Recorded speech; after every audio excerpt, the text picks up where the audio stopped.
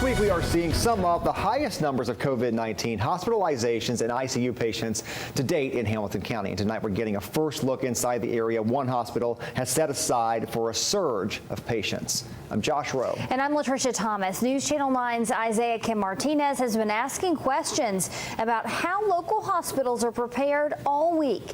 Here's what he learned today. If a surge were to present itself, Parkridge officials say this is just one of the areas where potential patients could get assessed for symptoms such as those for COVID-19. Again, in a surge situation, if they needed further care, then all they would need to do is go right down the hall through this door into some of those rooms. Again, just part of the area where they can receive that treatment for longer periods of time. Would separate our potential COVID patient population from our routine ER traffic.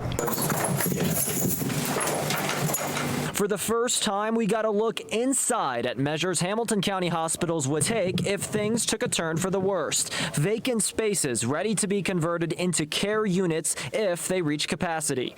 This is just another area that originally was used for a different service line. Tony Sylvester has worked in emergency preparedness at Parkridge for a decade. He says being ready for a potential surge of patients was high priority way before COVID-19. We've got individual rooms that have the full complement of head walls and things that needed for a med surge.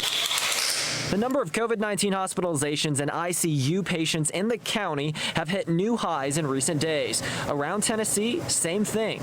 In the last week alone, UT's Beacon Center says we're witnessing nearly a 30% increase in the average number of people admitted to hospitals with the virus each day. I can't speak for the other facilities, but through our communication, we're not to that point yet. Now, we followed up with Erlanger, CHI Memorial, and Parkridge over the last few days.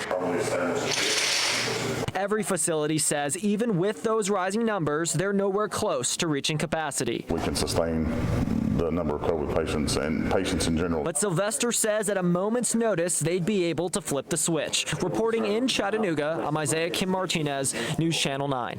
Parkridge medical officials say if they saw a major surge of patients, they would consider postponing elective surgeries first and opening up those areas before converting the spaces that you just saw there.